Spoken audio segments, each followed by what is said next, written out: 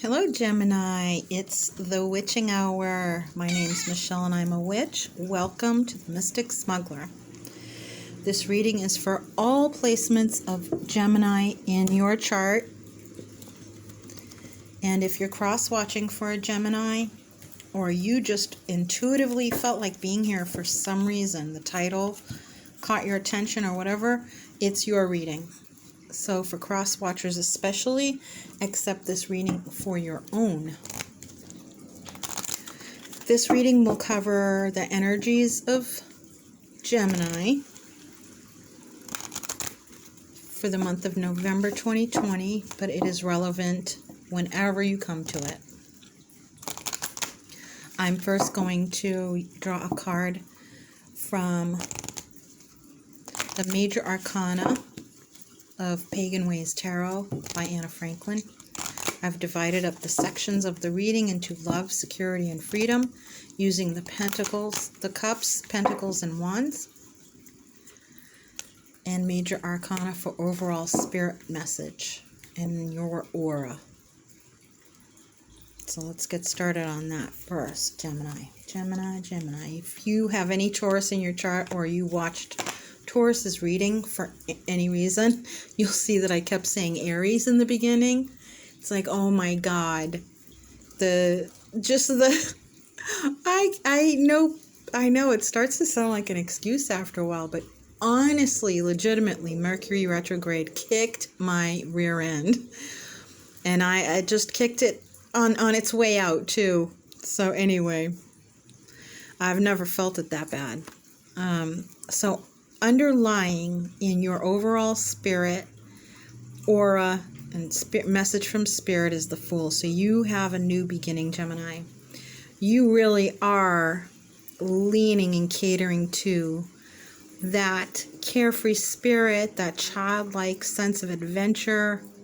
This is the side of your somewhat twin personality that you have. There's this happy, fun-loving side of you that is very well known and very loved by everyone. That's the energy you're in now, and you're balancing it out with that so-called adulting energy with strength. I feel too that a lot of you are needing to use your strength to maintain this childlike innocence, and it's been a struggle for a minute for you guys.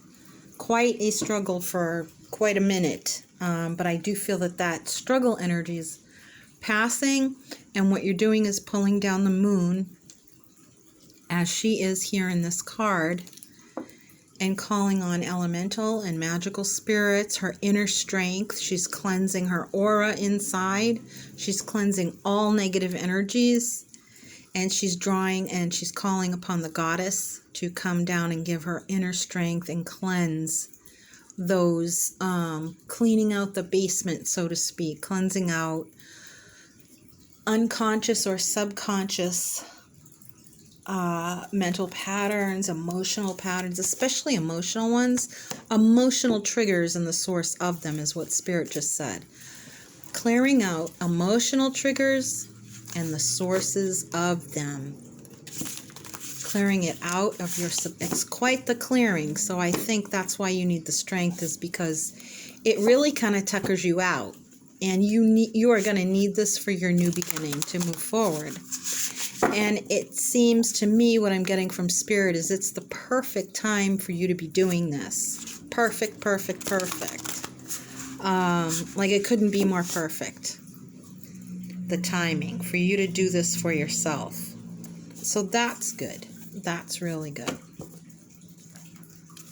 Onward, we're going to go to the Lemurian Star Child Oracle, and yes, these are probably as New Agey as you get, but I have a little streak of New Age admiration in the symbolism and the channeling, because I went from a medium to a channeler in my journey of being a witch, and there are two different things, let me tell you. And the symbolism just strikes home with me, really resonates for me from these cards. They're just amazing. I mainly channel now I can and still do very much connect with spirits who have crossed over. I don't do much ghost hunting anymore or cross people over a lot. I used to do that in the beginning,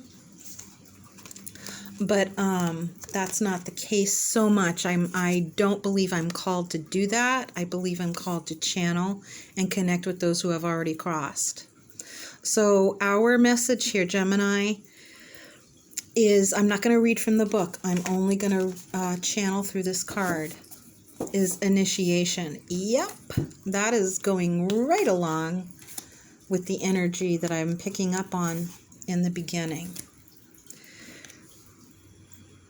This is a whale spirit, whale energy, deep trust, deep healing. Yes, what did I say? Deep cleansing out, deep healing, and a reconnection with all. So you're being reborn. See, let's leave out the Fool, because let's let him show as well, because you are being reborn into this. You have to go deep. The moon is helping you. The full moon in Taurus is helping you. The next full moon also will be helping you, Spirit just said. You have to trust that process. The less people you talk to about it, the more you can trust yourself, is for some of you what I'm getting. Trust your own inner voice, that is. Trust your own connection with Spirit. While you do need support in this, and you can describe it more concisely, just in a sentence, as opposed to going on and on about it to other people, you have to trust. The main goal is to get that support, but to have deep trust in yourself. Spirit is saying now, getting deep trust in yourself is going to help you heal the people you mistakenly put your trust in before, and will help draw to you people you can better put your trust in now. So all of those trust issues are being healed. It's not telling you to go back and give people a second chance who may have wronged you or deceived you. It's not saying that. You can forgive them from a distance if it's human error. If it's toxic behavior, you apply a boundary. But the most important thing right now is you, is what I'm getting from Spirit. The most important thing right now is you. So let's move on. In the Pagan Ways Tarot, let's move on to the Suit of Cups, which will represent love. Love from Spirit, yourself, romantic love, family, animals, and nature. Those are the three, took a card from the next pile. Those are the major areas in love. They're really the only, as far as I can tell from what I've been given from Spirit, is that those are the main areas of love in our life. Yes, animals and nature. Because animals and nature are both sentient beings. Spirit would count for all. Your spirit guides, angels, God, the elementals, everything. So you have the Eight of Cups. Oh my goodness, this is very similar to Taurus's reading. Again, Taurus got the moon, Taurus got the Eight of Cups in the love department. So you might have Taurus in your charts or connected to a Taurus, or you may be disconnecting from a Taurus now. But some of you are leaving. Some of you are going off on your own. The underlying energy of that is the Seven of Cups. You have had so many options, but have had to take them all into consideration for yourself, as if you were going it alone. Now you're making it actually literal. You are going to go it alone. And all of these options will now belong to you. You won't have to take things into consideration for other people anymore. Not in a self-absorbed way. It's not narcissistic energy at all. It's definitely for you. It's definitely for your own emotional health and well-being. And for your physical, I mean, I feel it deeply connecting to your physical well-being, because I feel that when you were trying to share your heart and share your love, there were so many options. There were so many things other people wanted. And a lot of people said that they would go in on you. Yeah, go in on this with you. Yeah, I'll do that. Yeah, I'll do this. You know, I'll try that with you. I'll do this. Yeah, and it was all talk, talk, talk. When it came to brass tacks, they didn't show up for the most part.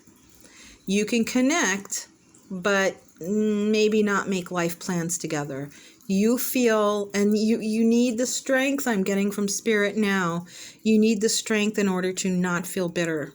You need to love yourself a lot and say, this is my life, and not walk away in defensiveness. I feel happy to be doing this. I'm finally free.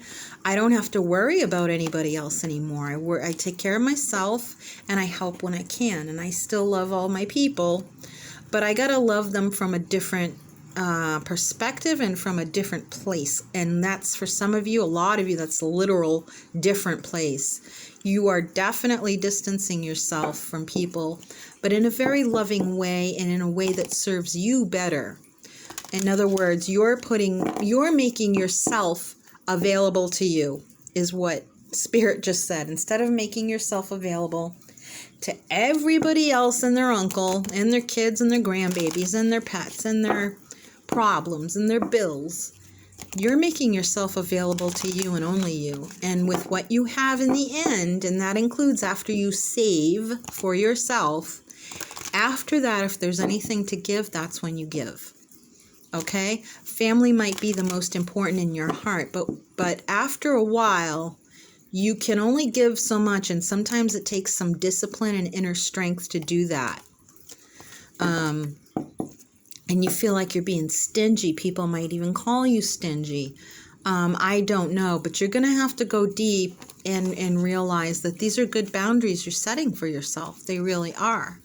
So at the bottom of the deck for security, food, clothing, shelter, and your life calling is the Two of Pentacles at the bottom of the deck, which is having to balance your head with your heart, or your spiritual, I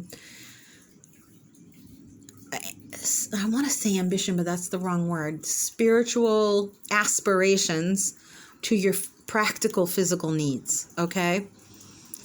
Your life calling and your practical work is what this is about. Spirit is telling me that's it. You know, you're very connected to Spirit here. That is the process you're going through. Spirit is hell-bent on getting you to connect with Spirit and connect that to your life calling and bringing it out into the world and trying to get you to make that your top priority, because this is about self-love too. You following Spirit's calling, it calls right to your soul. For you to nurture that is a big challenge for you, because you're not used to putting yourself first, and you must. For your physical well-being, you must, is what Spirit is saying. You must. And that's just the underlying energy. For the top, the actual card that we select for security is the Seven of Pentacles. See, it goes along with that Seven of Cups that was at the bottom of the deck here. The options. And I kept thinking of the Seven of Pentacles about having patience. And what I'm getting now is you're going to need patience with yourself as you extricate yourself from this network or environment that you're in that pulled you in all of these directions.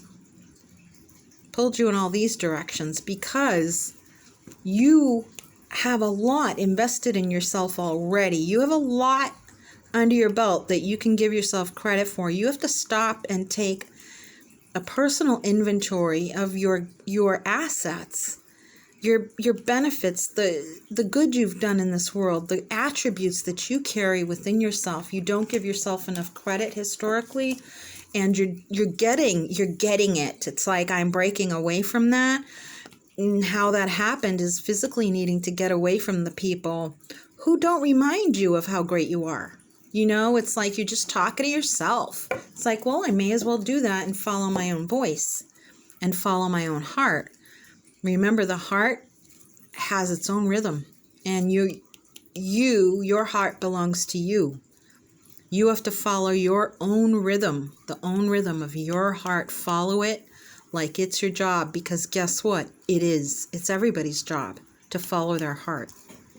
You can work that in to the practical needs in life if you remember to start small. It takes some patience, but you have a lot more in your goodie basket than you think. You have a lot more resources, especially inner resources, than you give yourself credit for. You're just not aware of them. And that's why you need to pull back and away and walk and push forward away from the old environment in order to just really sit within yourself. Sit within yourself. Be quiet and inner stillness. Inner stillness. Not thinking up in the head, but just sitting there and letting the thoughts come to you as these apples. Just, you don't even have to pick them. They just come down. and you can just pick them up off the ground. That's what it is. Spirit will be giving you these practical things one at a time. Stop thinking about putting them all in one basket here, okay? Don't put all your apples in one basket. Just know that they're coming down. Heaven is giving them to you. Everything that you need, your motivation, your inspiration, a clear, articulate knowing of what your soul's calling is. That's what's most important. The only way to do that is to listen to your own heart and not over here at the peanut gallery. You've got to walk away from the peanut gallery and sit with yourself and just listen. Don't try. Don't think. Just be. No thought, no words, no trying. Just sit and be. And it might not happen the first time you sit still with yourself and spirit. But just doing that, just priming yourself for stillness, doing it every day, 5-10 minutes a day, either in the morning or in the evening, at sunup or sundown. Those are good times to do that. You know, literally 5-10 minutes. Sit with a crystal and just sit there, hopefully outside in the open, fresh air, or with a window open at least. Natural lighting is what I'm feeling. So now over here with fire and the wands symbolizing your freedom. This is what you're going to do with all that energy that you're putting on reserve for yourself. Okay? This is where it's going. This is your life path. This is your life calling. This is your life path. This is your bread and butter, basically. But it's so connected to spirit, and you're making that connection. You are so making that connection with spirit. Where spirit and earth meet. It's a threshold moment of your life, I feel, for you, Gemini. Now, for your life path, where do you want to take this? Where do you want to take this? Not I can or I can't, or I should or I shouldn't. Where do I want to take this? I will no longer say I can or I can't. I will say I will or I will not. You have to take ownership of your choices in order to have your life path unfold for you. Harmony. Perfect. Now this is like this is about home. This is about going far away from home even. This is about all of it. Making it real. And here's that fine. Okay, what Spirit channeled to me one time for me was seek harmony and you will find balance. Look at that. Harmony, balance. Harmonize yourself with what Spirit is trying to do right now. It will take patience. It will take inner stillness. But that's absolutely your life path right now and your calling. Seek harmony. Seek everything you seek. Make your choices based on, does this harmonize with me? Not can I harmonize myself to it? Does this harmonize with me? It might be a job that you kind of dislike, but there are good points to it. Does that harmonize for you enough? Like more than half? You know, something like that. But you make that choice. Okay? So here is the main card that we chose for freedom in our life path. Oh, you are getting the Princess of Wands, the energy of Beltane. This is like the Fool card over here. This is when you get that feeling. This is, you will have the freedom. You're going to strike out on your own. It's going to happen. Because you know what? I get the feeling that Spirit is saying that it's like, it has to happen because you know you can't go back any other way anymore. You've tried all of the options. You've tried everything. And the only way out is through. And you're going to get there. And you know you must, and you know you have to. It's your own inner calling that's saying that. And you know, nobody else is telling you. I'm not telling you that. I'm picking up on what your own energy is saying to you. And you know this. You know this. Your son has been born again. Your inner soul is a light. You really want to commingle with people and co-create. You are on fire. Your sexual energy is just opening up and it's fresh and new again. It's really, really nice. So I don't even think I need to pull clarifiers for this reading. They all clarified themselves, if you noticed. It's like, I don't know what it is, but they just did. I think pulling clarifiers for this reading would be just gilding the lily, you know. It would be superfluous. So I'm going to pick a blessing card. These are amazing and very validating, no matter what. They just, I keep getting a strong impression to keep reminding you to seek harmony. Make sure things harmonize with you and what's truly important to you. Not with your ideals, but with what's really, bottom line, most important to you in real life. Like, shit's gonna get real for you, Gemini. It really is. And you're going to start asking, like, not, does that person like me? You're going to start saying, do I like them?